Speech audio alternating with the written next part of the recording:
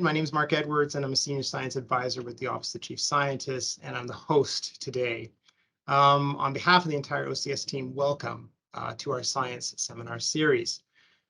First, I want to mention right off the bat that, as you may have noticed, we are recording today's seminar. If you'd like to ask a question or have comments at any time, you're welcome to put them in the chat. The chat will not be recorded on the video, so you can submit your questions there anytime. We will make all the recordings available on the AEP YouTube page in the very near future. It's my honor today to do the land acknowledgement. I want to respectfully acknowledge that our Edmonton offices are located on the traditional lands and gathering places of Treaty 6 nations and the diverse Indigenous peoples, including the Cree, Blackfoot, Nakota Sioux, Iroquois, Dene, Ojibwe, Saulteaux, Anishinaabe, and the Métis and Inuit peoples, and many other whose histories, languages, and cultures continue to influence our vibrant communities today. In keeping with the tradition of gathering, these science seminars provide an opportunity for us to get together to exchange knowledge on a very interesting science going on in Alberta within an open learning and sharing environment. The hope being that through our dialogue today, we are able to improve our awareness and understanding and can move that along to support evidence, informed decision-making wherever that occurs. Now, to improve and maintain our call quality today, video and audio has been disabled. We encourage you to enter your questions and comments you have anytime during the presentation via the Teams chat, and I will read these out in the order that they're received. So today we are welcoming Dr. Sabine Gilch. Sabine is an associate professor and a Canada Research Chair in prion diseases at the Faculty of Veterinary Medicine at the University of Calgary. Sabine received a PhD at the Technical University of Munich and did postdoctoral studies at the University of Wyoming. She has been studying prions for over 20 years. Since joining the University of Calgary Faculty of Veterinary Medicine in 2013, her research has been focused on chronic wasting disease with the goal of unraveling the evolution and transmission profiles of CWD prion strains. Over her career, she has published 77 peer-reviewed articles and 4 book chapters. So without further ado, over to you, Sabine. Yeah, so thank you very much for inviting me to present our recently published work on the zoonotic potential of chronic wasting disease. So chronic wasting disease is a prion disease, and prion diseases are actually neurodegenerative diseases that not only occur in animals, but which are known both in humans and in animals. They are infectious, and with that they are transmissible within the same species and also between different species. However, the transmission between species is limited by the phenomenon which is called the species barrier. So all prion diseases, whether they are in humans or in animals, are characterized by a very long incubation period, which can be between, last for several years up to decades. And then once the clinical signs start, the clinical phase itself is very quick. So for example, humans affected by the most common form of human prion diseases, the sporadic Creutzfeldt-Jakob disease, die within 3 to 6 months after the first symptoms have been observed after incubating the disease for many years. All prion diseases are fatal, and currently there is no therapy or prophylaxis available. And what is very special about prion diseases is that they are infectious, and the infectious agents that cause those diseases are very special. So they are called prions, which is an acronym for proteinaceous infectious particles, which refers to the replication mechanisms of those infectious pathogens. So unlike viruses or bacteria, they do not need nucleic acids like DNA or RNA or any genetic information for their replication, but they replicate by transmitting protein misfolding. So prions basically consist of what we call PrPc, which is an aberrantly folded form of the host's cellular prion protein called PrPc. And if we look into brain slices of individuals affected by prion diseases, we find several characteristics. So here, which you can see down here in those pictures, So on the one hand, we have spongiosis, so like holes in the brain, and this is why prion diseases are also called transmissible spongiform encephalopathies. We see gliosis, so activation of astrocytes and microglial cells in the brain, and we see those deposits of PrPc, which are basically the infectious form of the protein in its aggregated form. Next slide, please. So when I explain prions, I usually use this Dr. Jekyll and Mr. Hyde analogy because overall they are really the same thing, only come in a different shape. Can you click forward? So on the one hand, we have the cellular prion protein PrPc, which is a normal protein mostly found in the brain of mammals. And on the other hand, we have the misfolded form, and you can see how drastically the shape of the protein changes when it is transformed into the PrPc form or the prions. And PrPc now is the infectious isoform of the proteins. It forms those aggregates, so protein molecules clump together and stack on top of each other, which makes PrPc resistant against degradation, either in vitro but also in the brain. And the accumulation of this aggregated protein eventually leads to the disease phenotype and the death of the patients. Next slide, please. So as I said, there are examples for prion diseases both in humans and in animals. And in humans, we know Creutzfeldt-Jakob disease, the most common form is the sporadic disease. There are also infectiously acquired forms in humans, for example, Kuru, which was transmitted through ritualistic cannibalism, and there are also genetic forms of human prion diseases. In animals, which we know scrapie in sheep, which is kind of the ancient form of prion diseases that has been described for the first time in the 18th century. Probably you all have heard about mad cow disease or BSE, which caused a huge crisis in the UK in the 1990s and later on also in Canada. And of course, we have chronic wasting disease. Next slide.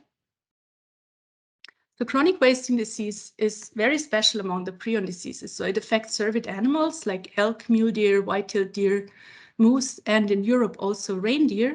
And it is special because it does not only affect farmed animals, but it also affects wild living animals. As all prion diseases, it's 100% fatal, long incubation period with no signs of disease. So basically you cannot tell whether this deer over in the right corner, which looks perfectly healthy, indeed might be infected with CWD or not, because during the incubation period, the disease is silent. It's highly contagious. There is no treatment and no prophylaxis. And because of the lack of clinical signs during the incubation period, and also the special nature of the infectious agents, the diagnosis of CWD is quite challenging. Next slide. So why is CWD so contagious? So as opposed to many other prion diseases, or for example, BSE, in CWD-infected animals, infectious prions are found not only in the brain of the infected animals, but throughout the body. So for example, infected deer shed infectious prions in feces, urine, and saliva, and infectious prions are also found in the muscles of the infected animal. Next slide. And no, sorry, go back one. And actually, the shedding of infectious prions in saliva, feces, and urine results in environmental contamination, and prions are very sturdy, so they can survive in the environment for many years, and with this result in infection of healthy animals. Next slide. So to date, CWD is known very heavily in North America, so it's found in 30 US states and in 4 Canadian provinces, with Quebec the only one where it's been found only in farmed animals so far. Next slide. 6 years ago, CWD has been identified in Europe in wild living reindeer in Norway. And since then, it also has been discovered in Sweden and Finland. And while the CWD that has been found in reindeer is contagious as the North American CWD is as well, the cases that were found in moose and red deer are somehow different because prions in these animals were only found in the brain, and mostly old animals are affected, which raised the question whether this form might be a sporadic form of CWD in North America, in Northern Europe. Next slide. So the next 2 slides, probably many of you know much better than I do, but I just would like to illustrate what happens with CWD in Alberta. So as you can see, the prevalence among hunter harvested animals is that have been tested for CWD by AEP is continuously rising. And here there have been changes in the mandatory head submission areas for the surveillance. So it seems like the numbers are going down, but overall the prevalence is now at around 11%. And when I came in 2013, it was around here at 1%. So it grew about tenfold in not even 10 years. Next slide. And looking at the areas that are affected, so this is the corner of Alberta that had CWD in 2015, and now it's spreading towards the west and towards the north, as you can see on this map from 2021. Next slide. So why is CWD an issue? Actually, it has several implications, first on the wildlife and then on economy and also human health. So studies out of Colorado and Wyoming have shown that if CWD has a prevalence in a deer population over like 20%, then it would negatively affect the growth of wild deer populations. So over time would result in a decline of deer populations. There are concerns in particular in Saskatchewan that CWD might spill over to caribou, which are already struggling, and the woodland caribou are endangered populations. And now there starts to be an overlap between CWD-infected white-tailed deer and habitat of woodland caribou. Indigenous communities rely on healthy cervids for food safety, food security, and also for expression of cultural identity. CWD can have and already had an economic impact, which means on cervid farmers, on the outfitting and tourism industry, and also on crop exports. For example, Norway had already stopped their hay imports from areas where CWD is endemic. So wild cervids are affected, which makes management much more challenging than it was, for example, during the BSE crisis, where it was relatively easy to cull farmed animals. But with wild animals affected, the options to prevent transmission and spread are very limited. Furthermore, prions are dynamic and can adapt or change or form different prion strains, as we hear now, like what we heard last year, almost every week about new strains emerging for the SARS coronavirus 2. This can also, of course, on a much slower time scale happen for prion strains. And we have characterized together with Debbie McKenzie's lab at the University of Alberta about 5 different CWD strains circulating in Canadian wildlife. There is still the looming potential with the increasing numbers of strains that we identify that there might be strains that are transmissible to non-cervid species or to livestock. And of course, the big question is CWD transmissible to humans? Next slide. And evidence for zoonotic transmission of prions has been shown during the BSE crisis, where BSE prions were transmitted to many animals experimentally and also naturally, and actually were naturally transmitted to humans, giving rise to a new kind of prion disease, which was called variant CJD. There were around 230 cases worldwide, and 2 of them were in Canada. And variant CJD was recognized because young people were affected and the clinical presentation was very different from the most common form, like in humans, the sporadic CJD, which also occurs mostly in elderly people. However, comparing the PrPc deposits in variant CJD and in BSE brains, this was very characteristic, and these florid plaques were recognized. And later on, it was shown that BSE is transmissible to non-human primates and transgenic mice expressing the human prion protein. So we can say that variant CJD indeed was caused by transmission of BSE prions. Next slide. So what is the zoonotic potential of CWD? And this is really difficult to estimate just by looking at the structures. So what we know is that there needs to be a good molecular fit between the human form of the cellular prion protein and the PrPc or the prions that come from the deer. So the PrPc from deer basically needs to be able to interact in a way with the human PrPc that it results in conversion of the human PrPc into the pathological form PrPc. And this is something we cannot predict because we don't have high-resolution structures of PrPc that might allow a better estimation. So all we rely on are basically experimental models that need the human PrPc or very similar PrPcs, for example, from non-human primates. So what we are using to test the zoonotic potential of CWD are, on the one hand, transgenic mouse models that express human cellular prion protein, or in vitro prion conversion assays that use human PrPc as a substrate, or non-human primates such as squirrel monkeys or macaque monkeys. Next slide. And what came out of previous studies was basically, so people looked at the epidemiology of prion diseases in humans first. And this included hunters from CWD endemic areas, and looking among those people whether there is an increase in CJD cases, which was not the case. So from epidemiological studies, there is no evidence that CWD might be transmissible to humans. Next, the in vitro conversion assay. So this is basically in a test tube, you mix deer prions with a human PrPc, and you see whether the human PrPc gets converted into PrPc. And from the in vitro conversion assays, there is more and more evidence that indeed CWD prions are able to convert the human PrPc into PrPc.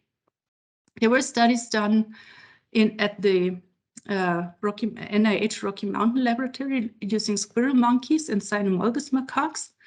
And actually, inoculation of the squirrel monkeys, both via the oral route and the intracerebral route, resulted in prion disease in those monkeys. However, the results for the cynomolgus macaques were negative at the NIH lab, but there is still a study ongoing led by Canadian researchers, which shows that actually oral transmission of CWD to cynomolgus macaques is also possible.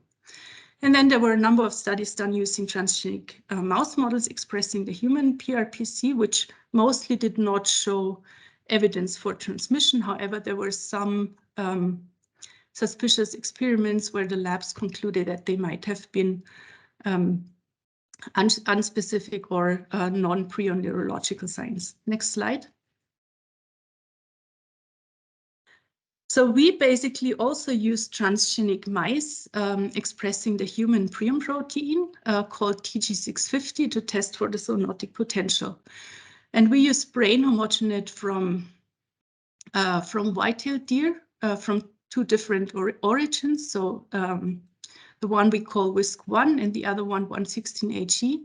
And they basically contain different strains of CWD, which we have extensively characterized over the past 10 years.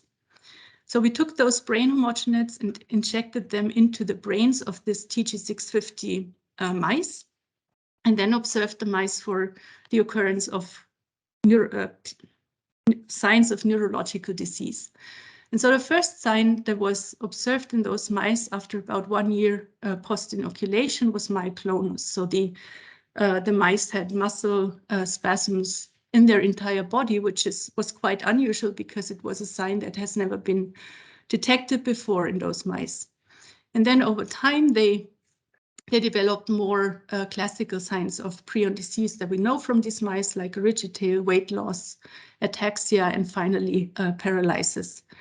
So in summary, we found that about 75% of the mice that we inoculated with the deer prions developed at least some of those clinical signs, and about half of them was developing clinical or terminal clinical prion disease.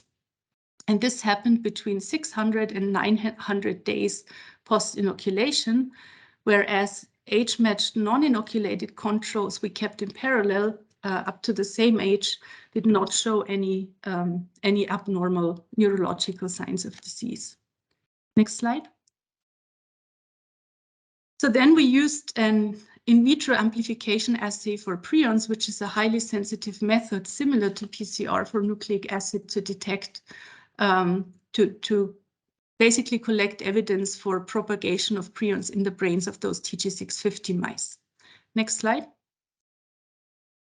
And as you can see from this signal, so these curves basically show that there were prions in the brain homogenates of those WISC-1 inoculated mice. So these are the results for the 9 mice we had, and they all were positive, whereas the age-matched negative controls had such a flat line, which indicated that they were totally negative. Next slide. And this is just a summary of the RT-QuIC results, where we tested brain homogenate dilutions between 10 to the -1 to 10 to the -6. And you can see that all mice showed positive signals for at least 1 or 2 of the dilutions of brain homogenate we tested. Next slide. So next, one standard test for detection or diagnosis of prion disease post-mortem is basically the detection of the misfolded and proteinase resistant form of the prion protein, like the PrPc on Western blot. So when we subjected the brain homogenates of the WISC-1 CWD inoculated TG650 mice to proteinase K digestion, we only found in 1 mouse here in 321 these proteinase K resistant bands, but not in any of the other ones. However, these bands were detected with 4 different antibodies that recognize the PrPc. And actually, can you go forward? And actually, but just as a reminder, this is what we expect in a typical prion disease case. So if you see PK minus is without PK and PK plus, you see this very different pattern from what we observed on the Western blot. So what we basically found was an atypical PK-resistant PrPc signature in the CWD inoculated TG650 mice, but there is other such atypical PrP bands have been previously shown in cases of scrapie or in cases of genetic or sporadic human prion disease. So it's not something completely unknown. Next slide. Yeah, the one previous was basically to show you the brain slice of an infected animal which had abnormal PrP deposits in some regions of the brain. But we'll move to the next. So we know that CWD prions are shed in feces in CWD infected deer. So we collected feces from the CWD inoculated TG650 mice and first tested them again by RT-QuIC for the occurrence of prions. And in about half of the mice, we found that they were positive in RT-QuIC. Next slide, please. Oh, sorry, can you go back one? And with this, I just would like to summarize what I just showed you. So we saw clinical disease in 77% of the TG650 mice that were infected with CWD. We found seeding activity by RT-QuIC in the brains of all of the mice. And we found an atypical PrPc signature by Western blot in some mice. We found abnormal PrP deposits by immunohistochemistry in some mice. However, these results were inconsistent between mice. And surprisingly, we found prion seeding activity by RT-QuIC in the feces of these mice, which is also unprecedented for this mouse model. And there is no example for human prion disease where we have ever seen prion shedding in feces. Next slide. So the big question is, are there really infectious prions in the brain and or in the fecal homogenates of the CWD infected TG650 mice? Next slide. So we did further inoculation or passage experiments. So we took the brains of the TG650 mice that were infected with CWD and passaged them further on the one hand into a bankroll model, which is an excellent model for a human prion disease and susceptible to all human prion diseases. And we passaged them in the same TG650 mouse model and again observed whether we can see clinical signs and so on in the disease. So just the results for the transmission to the bankroll. So for mice were euthanized. 1 was terminally sick with prion disease, and 3 of them showed clinical signs. And some of them were positive in RT-QuIC so far, indicating that indeed there were transmissible prions in the brain and spinal cord homogenate. Next slide, please. And so for the TG650 mice, this experiment is still ongoing and around 700 days post-infection, but the first mouse we euthanized with terminal prion disease at about 500 days post-infection again had this positive but atypical PrPc signature observed in the Western blot, showing that we could transmit the same type of disease within this humanized mice. Next slide. The next question was about the fecal homogenates. So do the feces of the CWD-infected TG650 mice contain infectious prions? And again, we used the same models. We transmitted fecal homogenates to bank voles and TG650 directly into their brains. And for the transmission to the 650 mice, this experiment is also still ongoing. 4 animals were euthanized with terminal prion disease, showing the same leading sign of myoclonus and then more classical signs of prion disease. And 2 additional mice at the moment show clinical signs. So about a total of 60% to date are terminal or show clinical signs upon inoculation of fecal homogenate. Next slide, please. And when we inoculated the bank voles, we found the first animal that was euthanized with terminal prion disease at around 220 days post-inoculation, and we took the brains and analyzed it by Western blot, and now we see this typical PrPc signal in this bank vole that was inoculated with the fecal homogenate. We took the brain of this animal and performed a second passage. And in this passage, all the animals, all the bank voles came down with terminal prion disease with a much shorter incubation period, which shows that there was adaptation of the agent to the new bank vole host. Next slide.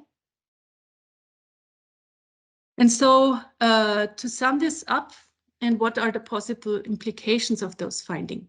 So we provide evidence that CWD from white-tailed deer is transmissible to this TG650 transgenic mouse model, which serves as a model for human prion disease and expresses the human cellular prion protein. However, the disease was very atypical, both in the clinical signs that were observed in the mice, and also in terms of our ability to diagnose and to recognize the disease as a prion disease in the mice, because the standard readouts that are done for diagnosis of prion disease, like Western blot and immunohistochemistry, were only weakly positive or entirely negative in these mice. However, what was consistently positive was this in vitro prion amplification assay, or RT-QuIC. The second striking finding was that infectious prions were shed in the feces of the CWD-infected humanized mice. And this raises the question, would this happen in human? Of course, we recognize that a mouse is a very different organism than a human. But if this happens in humans, would this give rise to secondary transmission? So would CWD be contagious and transmissible among humans? So what could this mean for CWD surveillance in humans? So we would suggest that it would make a lot of sense to include further tissues or organs for diagnosis of prion disease, and also to consider an unusual clinical presentation of a potential CWD transmission to humans. Next slide. And with this, I come to an end, and I would like to thank the people in my lab, in particular Samia Hanawi, who led the study, and with help of 3 PhD students, Irina, Chris, and Maria. I would like to thank our collaborators, Herman Schätzel, then people from the Public Health Organization, and Debbie McKenzie from the UFA to contribute to the study, and of course, the funding agencies for their financial support.